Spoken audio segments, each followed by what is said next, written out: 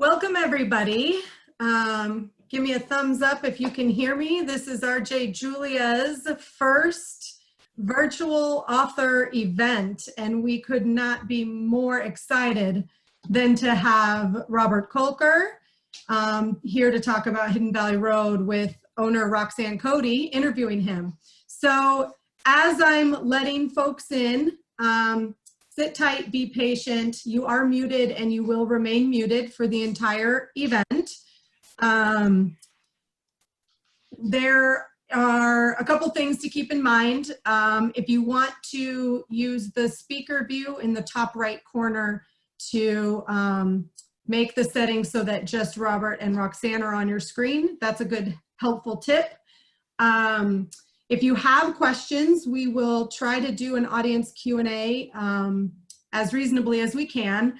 We please ask that you submit them through the chat box, and we're going to monitor them and get those questions to Roxanne and Robert for as many as we can get to. We're going to, do a conversation for a good amount of time, and then we'll do audience Q&A. So just submit your questions to the chat box as they come into your mind. That's fine. And then, of course, don't forget to please purchase a copy of Hidden Valley Road on rjjulia.com.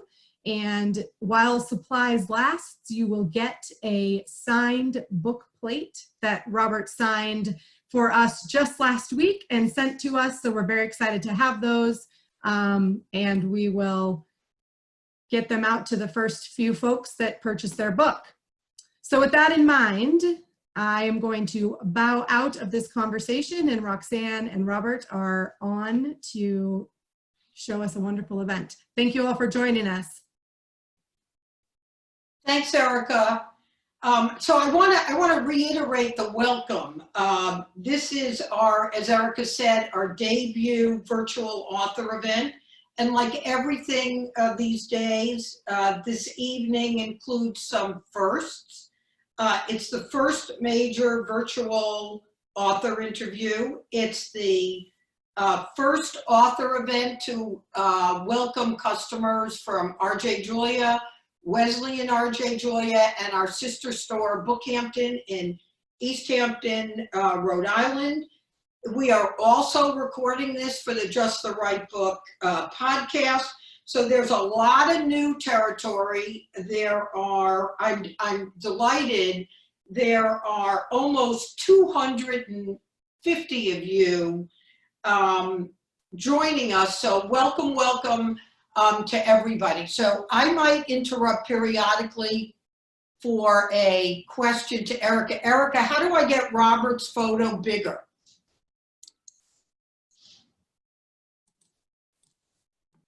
So in the top right corner of your screen, Yeah. it says speaker view or gallery view. Yeah. Use speaker view, and that'll be the person talking will be the biggest. Okay, great. Perfect. That's a good tip for all of you watching as well. Okay, great. But that didn't work. Once I start talking, then. Oh, there you are. Okay, good. All right. All right, we're ready, everybody. The Galvins look like the manifestation of the post-World War II American dream. It was hard work, upward mobility, a handsome, accomplished dad, a remarkable mother of 12, yes, 12, perfectly aligned with the baby boom, births from 1945 to 1965. But all was hardly what it seemed. Shockingly, 6 of the 10 boys were diagnosed with schizophrenia, creating chaos of breakdowns, violence, abuse, and secrets. How could this happen to one family? How could this family even remain a family in the midst of such disruption and damage? And finally, scientifically, what does this kind of concentration of this disease teach us? This family saga is in the expert, compassionate hands of Robert Kolker. In Robert's work has appeared in all the top magazines. He's been in New York Magazine, Bloomberg, New York Times Magazine, Oprah. His book, his previous book, The Lost Girls, was not only a bestseller, it was picked as one of the notable books. And Robert has a brilliant eye for finding the stories that are hiding in plain sight, or the stories where ordinary people are in extraordinary circumstances. So Robert Kolker, welcome to RJ Julia's. Thanks so much, Roxanne. I'm really glad to be the first author in the series. I was saying before we went on that I've done a couple of these now with various bookstores and book clubs and publishers as well. And it's exciting to see during this difficult time, everybody's sort of experimenting and improvising together. There's a lot of goodwill from readers as well. Like people are showing up and watching it, which is wonderful, really wonderful. People seem game, you know. I mean, what'll be interesting to see is how much of this sticks, what it starts to look like. Will, you know, are all these 250 people like, this is good enough for now, or is this like a good way to do this? So we'll get to see all that. Mm-hmm. So let's set the stage for this story. If you would have come in contact with the Galvins in the 1950s, how would they have been described to or characterized to somebody looking at them, particularly Don and Mimi, the parents of the Galvin family in the early years? What would you have seen? They were a young Air Force family in Colorado, just as the Air Force was being relocated there. They were part of a new vanguard, a new future in the American West. They were coming from New York, so they were a little bit snobby, and they both were a little bit anxious about going to a dusty old town like Colorado Springs.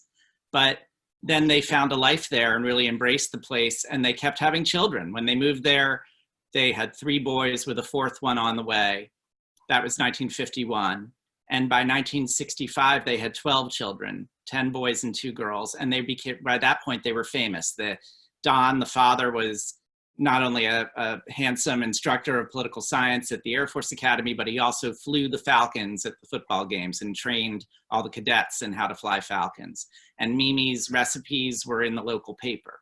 And she was helping to cast the operas for the local opera company. And she was known around her neighborhood as the perfect mother with a model family. And that's, to answer your question, that's what they appeared to be. But by the mid-60s, things were going in a very different direction. And so let's hold that for a second, and then let's talk about how was schizophrenia viewed in the 50s? There was a raging debate going on about the nature of schizophrenia, separate from what people thought of depression or anxiety or anything else, or neuroticism or any sort of more workaday mental illnesses. Schizophrenia was something completely impossible to understand, and various people had various theories that all were wrong, but all were going up against each other. You had psychoanalysts in the 50s who blamed mom and dad, especially mom, for schizophrenia. And then you had geneticists who thought that you should breed out schizophrenia from people. You should sterilize schizophrenia patients. And then you had medical psychiatrists who thought that lobotomy would be the best way to correct severe mental illnesses like schizophrenia. And they all were arguing with one another, and they all were wrong. And amid this, great period of optimism in America, where everyone was going to be, running the show in the American century, the Galvins, it never occurred to them that there would be the slightest problem or even a big problem like this that could really bring them down. And so when their children started behaving oddly, the last thing they wanted to do was go public about it. Yeah, and how did so the oldest son was Don also, and handsome, accomplished, looked very logical as part of this it family. So how did the problems begin to emerge, and how did Mimi and Don begin to react to it? It's very possible that even by his mid-teens, he was displaying early signs of schizophrenia. He was sort of checking out a little bit, even though he was a popular athlete and he was dating the general's daughter at the Air Force Academy. He really was way more comfortable being by himself out in nature. And when he was home with his brothers, he was downright abusive toward his younger brothers and bullyish toward them in a way that almost he couldn't control. It's as if almost he was trying to be the one in charge of the family, but he didn't have the skills to do it, so he would just hit them. And other brothers followed suit. The whole house was quite violent. And Don and Mimi, the parents, looked at this, and first of all, they were in denial that their oldest son, Donald, would ever do anything so horrible. So they thought that perhaps it was just boys being boys or roughhousing.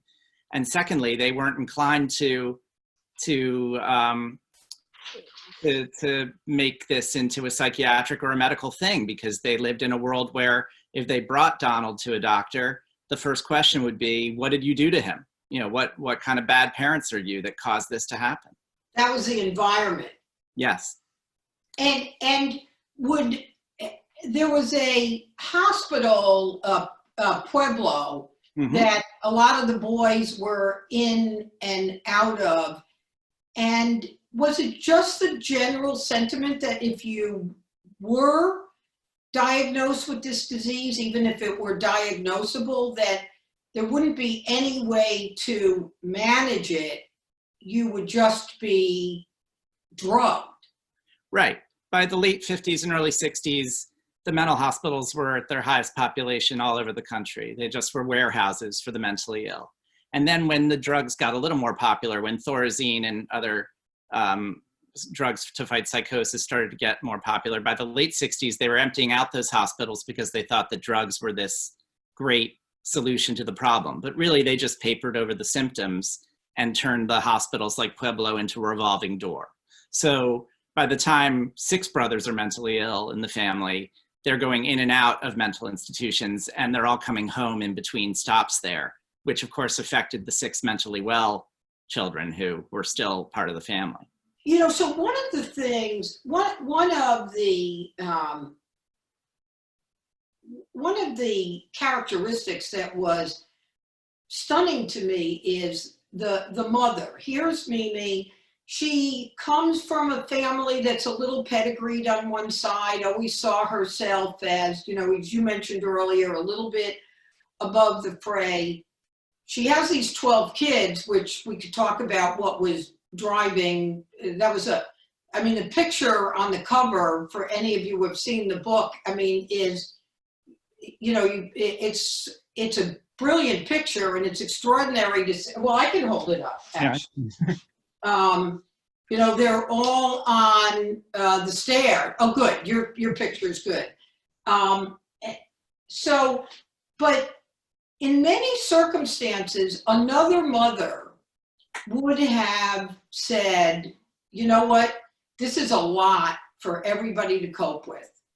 I can't do this to the other 6 kids. These kids are going to have to be out of the house. They're going to have to be institutionalized. But she did the opposite. She brought them closer to her. She would encourage them to come back home.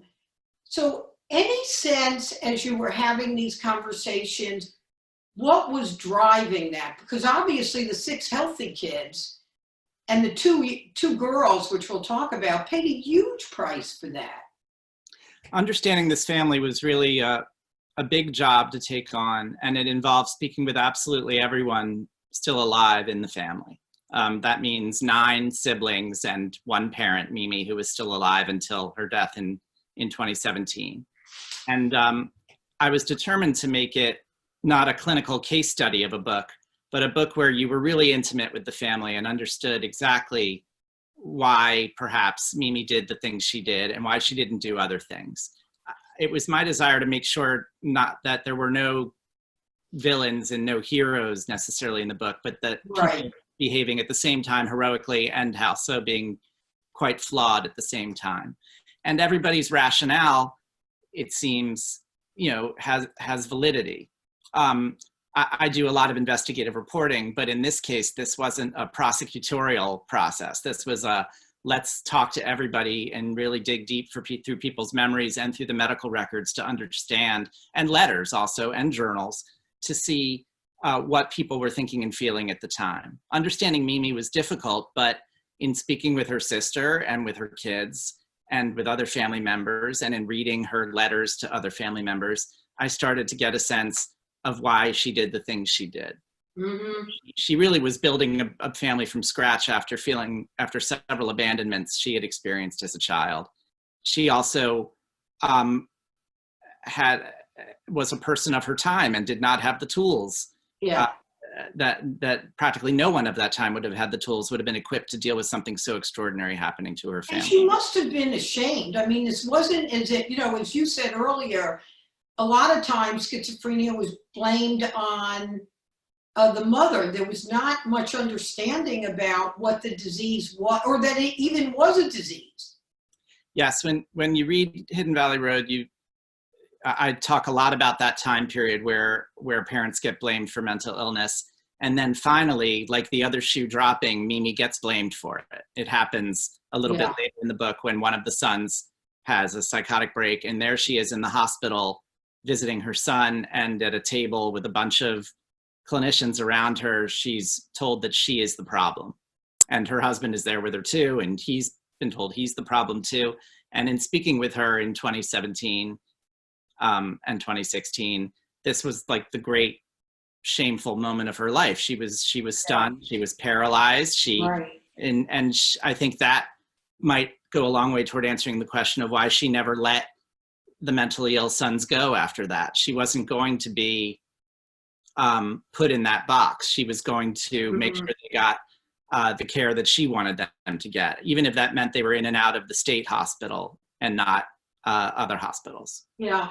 And Robert, one of the things that's so clear in your telling the story, and in the introduction, when I referred to it as a family saga, your voice as the explanatory reporter, not the investigative reporter, has a lot of affection for everyone that I'm gathering is both your style from having read so many of your other pieces and your book, but it also must have meant that you built a kind of trust with everybody in the family for them to be this open and transparent. What is it that you think, when you've done this work or other work, that guides you in having these kind of conversations where you want them to have faith that their story is safe in your hands? Well, in general, I don't go in firing off a lot of questions. I don't sit down and pull out a legal pad and say, let's go, question number one. I'm there to listen and hear them tell their story. And then I do a lot of trying to fill in the blanks. But more than that, there is a lot of advanced work involved in making sure that people are up for it and interested, and trust me as well, because I'm not, I'm new to their lives. I spent a year talking to this family and visiting in person before selling the book at all. I wanted to be sure that they were okay with it, but also it seemed to me that this was very sensitive private information and medical information. And so the last thing I wanted was for somebody to be so horrified that a book was happening that then it would become a contentious situation. So they were up for it, and they also were ready to let me be independent with it. But the most important thing, I think, is that Margaret Galvin Johnson and Lindsay Galvin Rauch, the two youngest family members, had been talking with one another about a book. And Margaret in particular, the book was really her brainchild. And so for decades, she had been hoping to write a story about her family that was really her own personal story. And she had really done her own advanced work, frankly, speaking with every single member of her family for years and years, saying there should be a book about this family. So by the time they quite generously decided between the two of them that an independent journalist should tell the story, the family members were ready. You know, they sort of knew that it They've might. been primed. Yeah, exactly. I should say Margaret has a book of her own in her about her own journey that would be a wonderful book too. This turned out to be more of a group portrait, but I'm intensely grateful to her. And without her, the book wouldn't have happened. And without Lindsay, the book wouldn't have happened either, because Lindsay had incredible access to the medical records and really is the chief caregiver for her sick brothers, and has intimate relationships with all of the caregivers of those brothers. And so the medical piece of it wouldn't have been possible without her, and the historical piece of it wouldn't have been possible without Margaret. And so, Robert, that prompts a couple of additional questions. What did Lindsay and Margaret hope the book would achieve? Well, I think they had separate goals, to be honest. I think, you know, Margaret wanted to tell the story of coming through such adverse conditions, such a difficult childhood, and finding her way through trauma, which I think the book spends a big chunk of time doing, talking about both Lindsay and Margaret being the youngest in the family, Yeah. and having all the difficulties of the family trickling down to them. The book does address all of that, but I think that was her main focus. Whereas Lindsay is really more of an activist on behalf of her sick brothers. She thinks that families like the Galvins, I think she's right about this, are shunted aside and made to feel as if they don't exist. That even if the brothers aren't warehoused in mental institutions, they're forgotten by society. That just the headaches that Mimi and now Lindsay deal with in terms of the medical establishment to get attention for her brothers is astonishing. And the toll that the medicines that were supposed to help them are now taking on them is also quite scandalous. So there are a lot of issues there that Lindsay hoped the book would help raise awareness. And I can tell you that on both fronts, it's already been very successful. Just based on the emails I've been getting from folks who have already read the book, there are people who can relate to the book as members of large families where there have been mental illness and how they made it through or didn't make it through. Some heartbreaking emails there.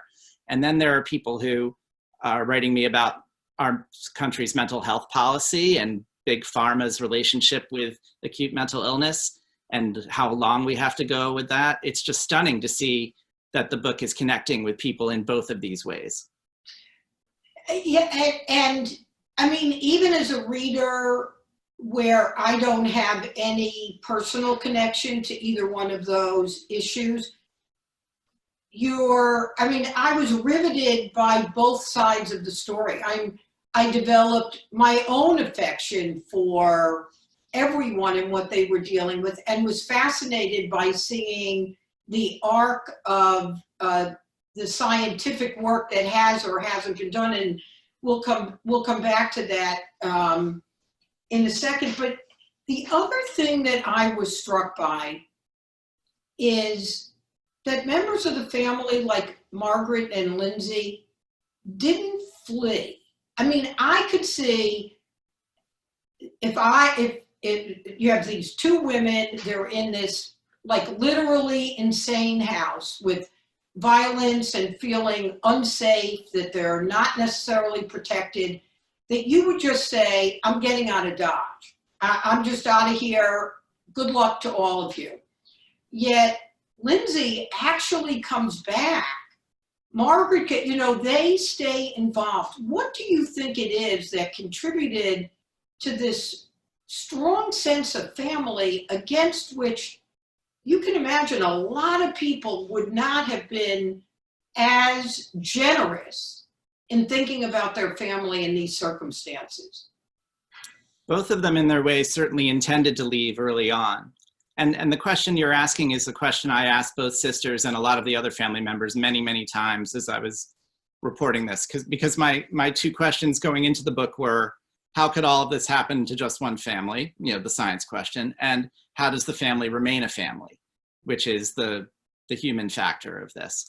I think that that eventually it becomes a relatable story for us, because we see two different ways that these two women have been able to go through and emerge past their horrible traumas. And just so people watching know, like there's not just being in a house with mentally ill brothers, there's also sexual abuse involved. There was a murder-suicide in the family that scarred the family. One child was removed from her family, presumably to give her a better life, but really she, felt a rejection because of that. There's all sorts of, it's astonishing that it all happened in just one family. Yeah, like this.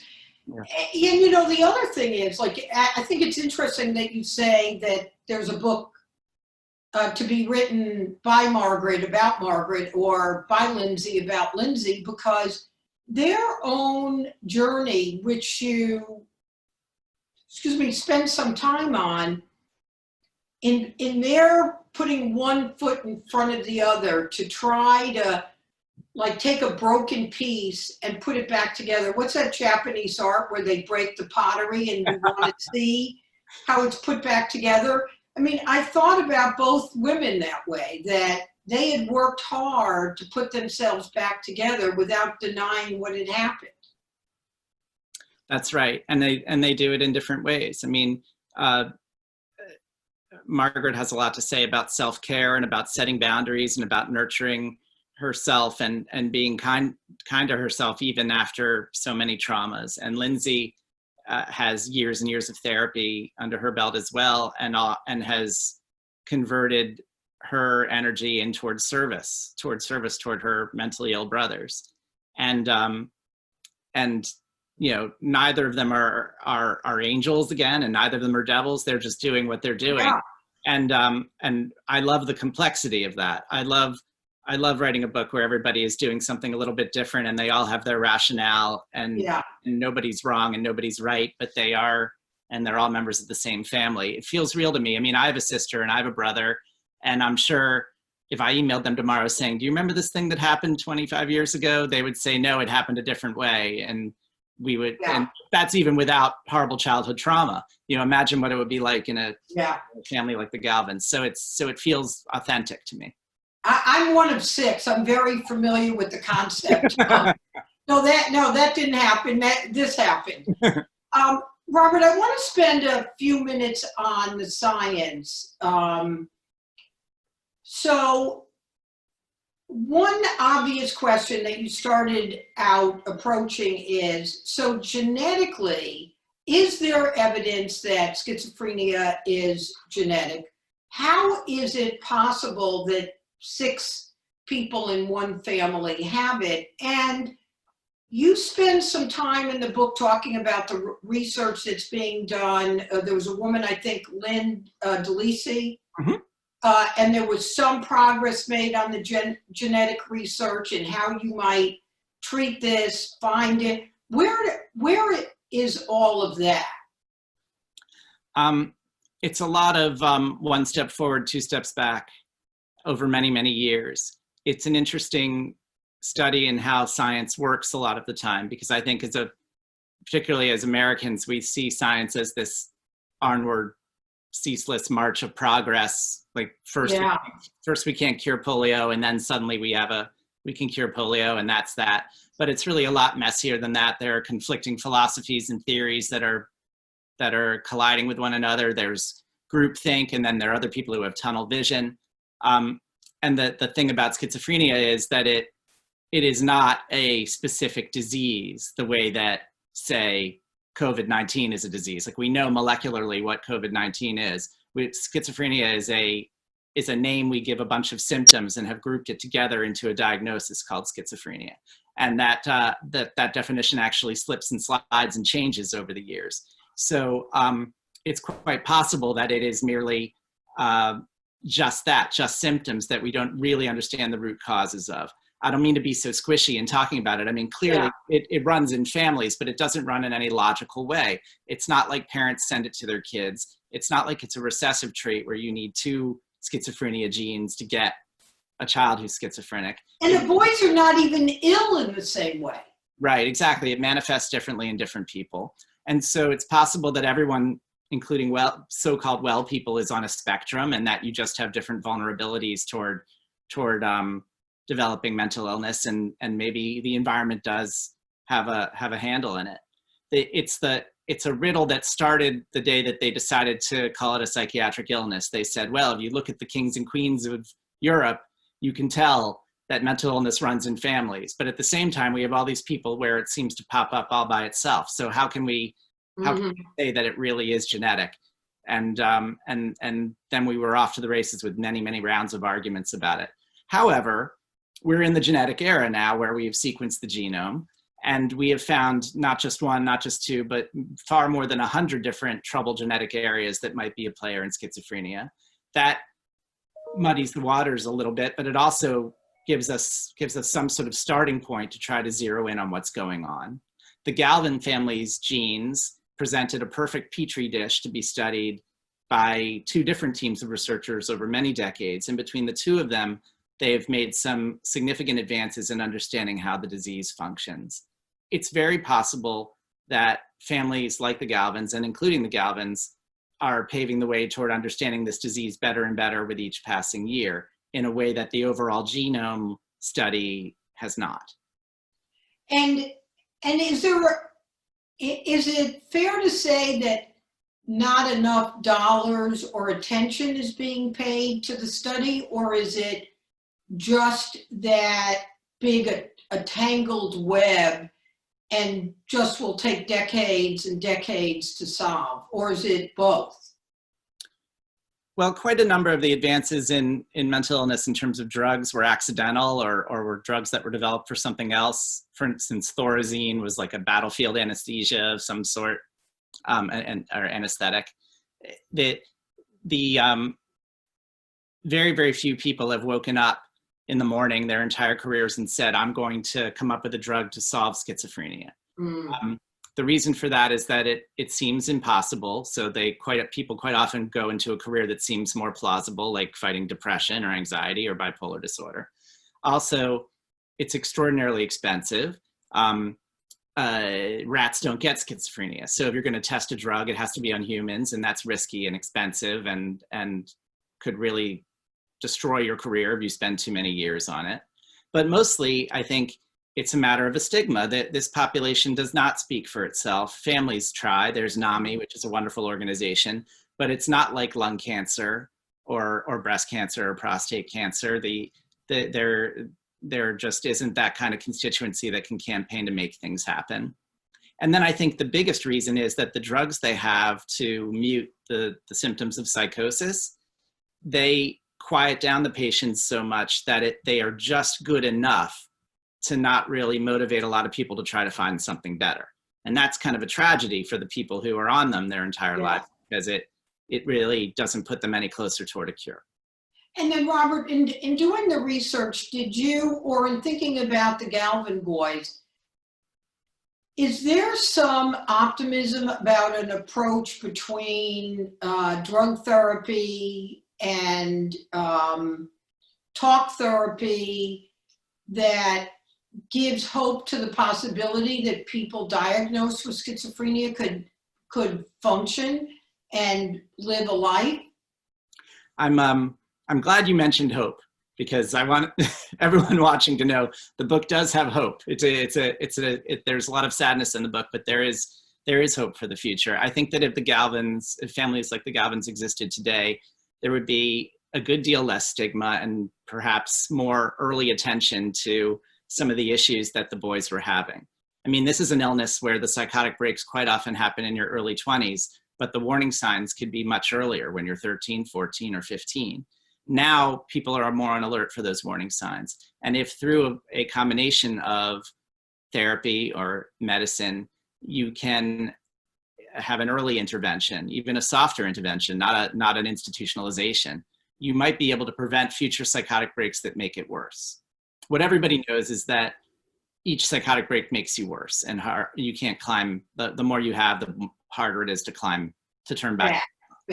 So what if you, instead of having 30 psychotic breaks, you just had 5 in your lifetime? Right. It's a difference between a functional life and a non-functional life.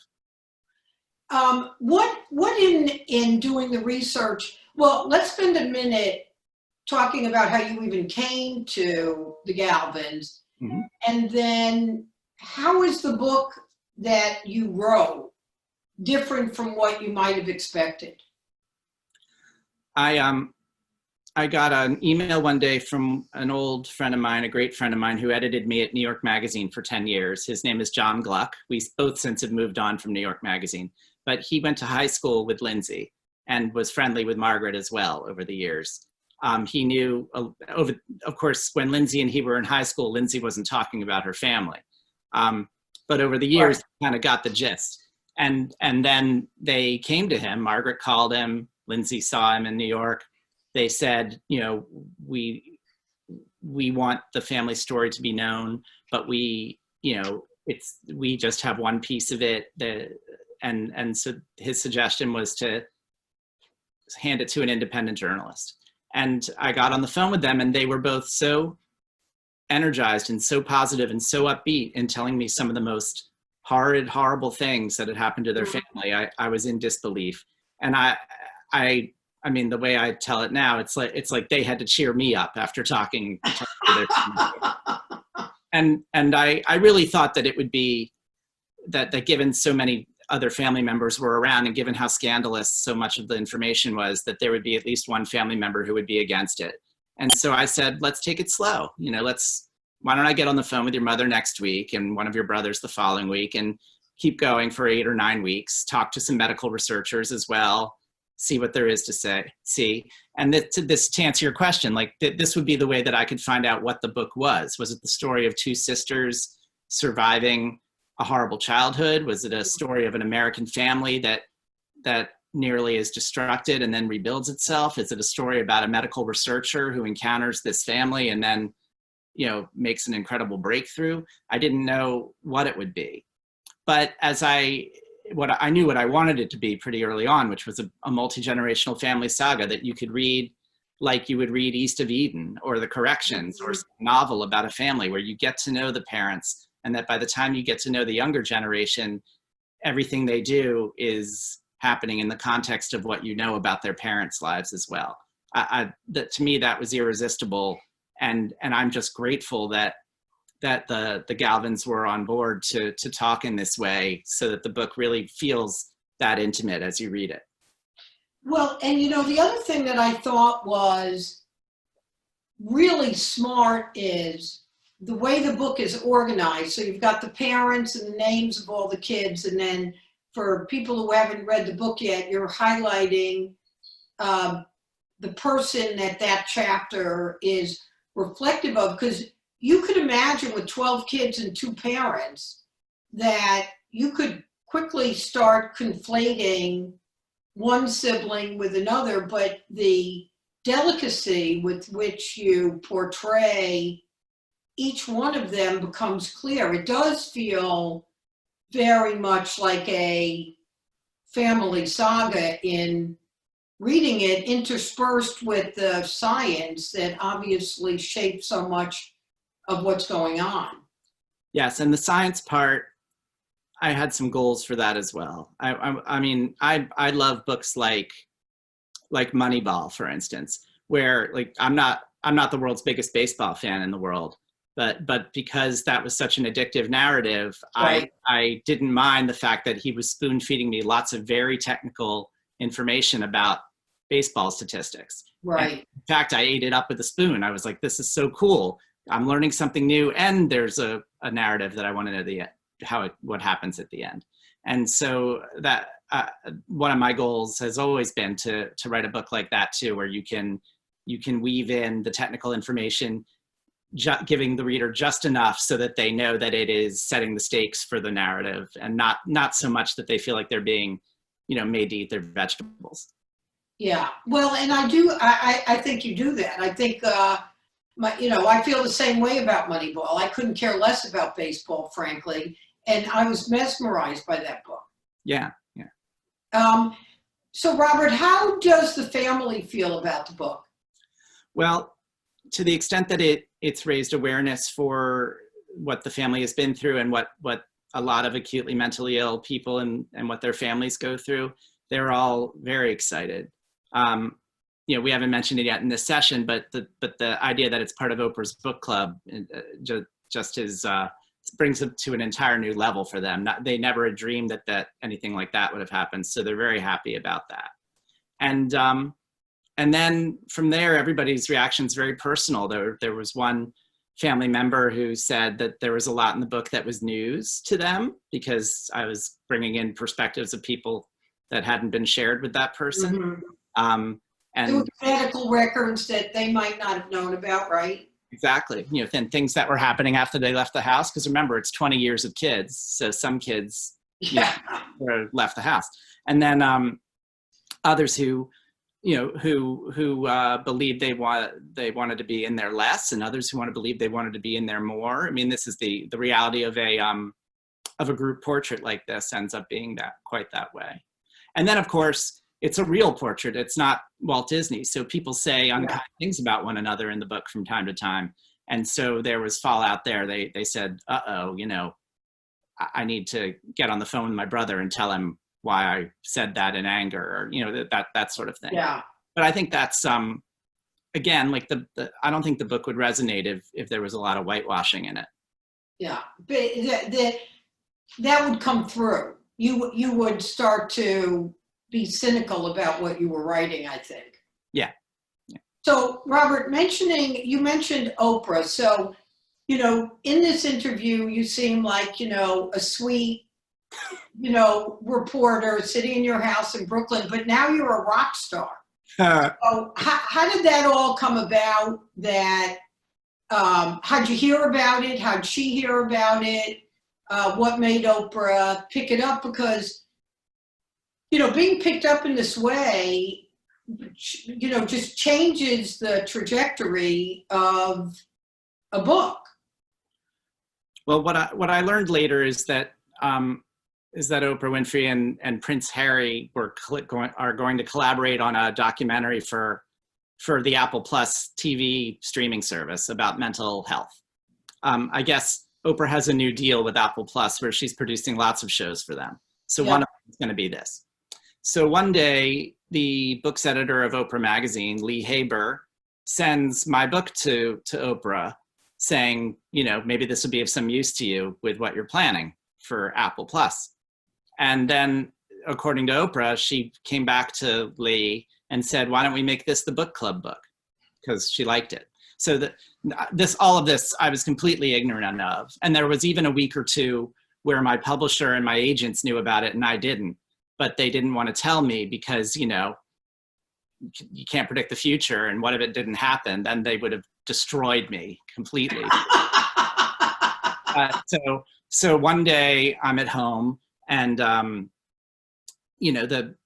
the world is changing. The virus is coming.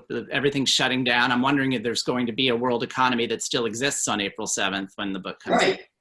And, or if there's even going to be a way to ship books on Amazon by then, it was, that was on my mind. Of course, there's far more worse problems in the world than me and my book.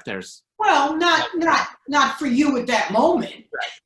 But the phone rings and it's no caller ID. So I let it go to voicemail and there's no voicemail. So I figure it's spam. And then I get an email from the director of publicity at Doubleday saying, I have a reporter who's trying to call you. Can you pick up the next time it says no caller ID? And I say, okay. And then I think, why is he being so cryptic? Why not just say, Entertainment Weekly is going to call you? And then the phone rings and I pick up and on the other end of the line, she says, this is Oprah Winfrey. And I did not do that thing that people say you do, or you'd say, this is, you're just playing a joke on me. This is you're just kidding. Instead, what I did is I burst out laughing because I knew that there could be only one reason why she was calling. And I was, just flabbergasted. And after I caught my breath, I told her that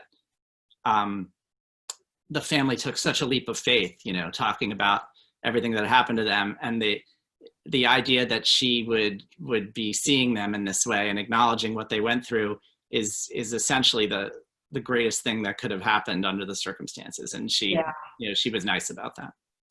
Yeah. How was the conversation with her? It was good. She, well, first she was very funny because she was like, I've been trying to call you all day, but pick up the the damn phone. Exactly. You know, you're a hard man to reach. But she mentioned the Prince Harry documentary, and then I told her that the family would be so amazed, and then I told her that the truth, which is that the book for me really was the challenge of a career, to try to tell the stories of 12 kids and 2 parents, and to weave it all together with the science was really a huge heavy lift, and that I was so grateful that she liked it.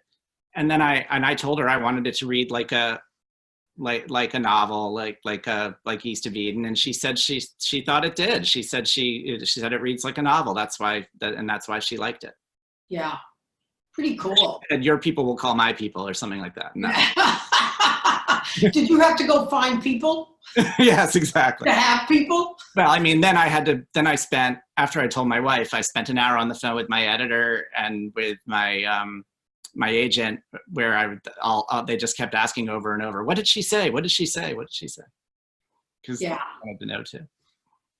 It's pretty great. You know, what's particularly satisfying, I think, about it is, given what the hope was for the book by Margaret Lindsay, and obviously you, to give it that platform on exactly the issue that was important, you know, was a pretty, I don't want to call it a stroke of luck, because the book's that great that it deserves it. But, you know, when I think about this environment now, I was reading like a Kirkus that's talking about all the books coming out in May, June, and July.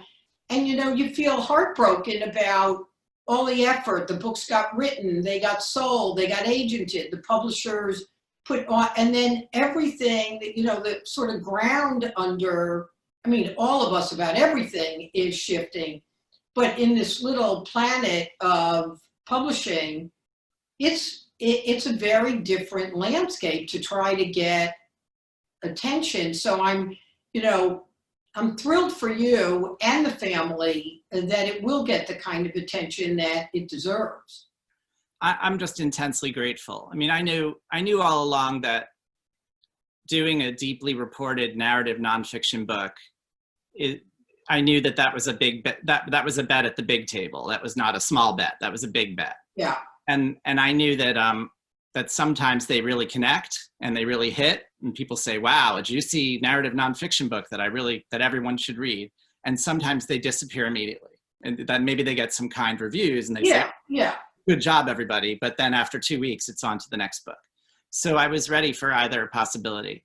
And before Oprah Winfrey called, I was getting lots of great feedback from, you know, I knew that it was getting really, really great advanced reviews. All the trades loved it. And CBS Sunday Morning had taped a segment that will probably air sometime in May about it. You know, so everything felt really good, but still, you know, how do you stand out in a moment like this? Yeah, and there was a lot of buzz about the book. I mean, as booksellers, the publishers were talking about this book last fall. So, you know, we knew to pay attention. A lot of us read it really early, you know, but getting picked for Oprah's book club is a nice little cherry on top. So here's a couple of questions from our participants. You mentioned the difference between a few psychotic breaks and many more. What is the norm? That's a really good question. I think untreated, you know, something like 1 in 20 people with schizophrenia end up committing suicide. I mean, it's just not a good, the lifespans are just super short for people who have psychotic break after psychotic break. One way or another, things go very badly for them. So I don't know if there's a way to measure a norm that way. I think what the antipsychotic drugs have done is they've, in some cases, they've prevented future breaks from happening. The problem is that the meds often come a little too late after the worst has happened. And so it's hard to turn back the clock for someone. And you know, the added question of this person is, how many psychotic breaks do we experience? Maybe that we don't even know we are experiencing, which makes me think about when Don was in college. He had shared with us some of the experiences that he had that certainly at the moment were not considered indicative of schizophrenia. Right. So that a perfect example. I mean, Donald's his huge, big psychotic break, the one that sent him to Pueblo for the first time, happened when he was in his mid-20s in 1970, when he tried to attack his wife. His wife was fine, but he ended up in jail, and then he ended up in Pueblo. So you could say that his first psychotic break was when he was 26 or 24. Sorry, yeah, 25. He was 25 then. But then you look at his medical records, the way that I did with help from Lindsay. I was able to find stuff that the family didn't even know. And we found that in his sophomore year in college, he ran into a bonfire. Nobody knows why. And then went to the health center to get treated for some minor burns, and he couldn't explain why he did that. And then he went to the health center again several months later with a cat bite on his hand. And then he was upset because a girlfriend broke up with him, and he moved to a dirt cellar of a building because he had run out of money and was living with no heat or hot water, and he killed another cat there and went to the health center and talked about it. So these are obviously major psychiatric moments for him that are happening years before that. It just speaks to the early signs that can so easily be masked over if you try hard enough. You know, and that reminds me of another piece that I found fascinating. One of the boys was remarkably self-aware of his own illness and had his own quite smart observations about how the mental health professionals were treating people like him. That's right. I think you're thinking of Joseph, who would look up at the clouds and say that a Chinese emperor was in the clouds and was talking to him. And then he would turn to one of his sisters who he was talking to, and he would say, "I'm having a hallucination." And then he would turn to her and say, "Are you sure you can't see it?" There was something very poignant about Joseph's case because he was a gentle guy and loved his family and was nice to everyone around him. And he was aware that this was happening, which not every other brother could say. And I think that's not to use the word relatable too much, but I think there are people we may know in our lives who have limitations, whether it's a disability of some sort, who aren't aware, who are just living their lives without being self-conscious about it. And then there are the folks who know it, and they're very different ways of experiencing the illness, for sure. Yeah. So one of the other questions I got a kick out of is, what is the title of Margaret's book? She hasn't written it yet, right? No, she hasn't. I really want her to, though. Yeah, I would love to see each of their stories. You know, you can't help but read this book and feel the compassion and affection that you bring to the story, that I, as a reader, then felt that same compassion and affection for them, and particularly the two girls or women. Yeah, I like them immediately, and they are not the same. They're different people leading different lives now, but they both have so much to offer. And I think the fact that they are so different is helpful to readers, because they can read about both of them and see the different ways of reacting to the same sets of traumas in the same family. Yeah. I'm just checking if there are more questions before I think we're good. Oh, somebody else shared, this is good because I didn't know what I was talking about. The Japanese practice that I was mentioning about repairing pottery is, I'm not sure I'm pronouncing it right, but it's kintsugi. K-I-N-T S-U-G-I. All right.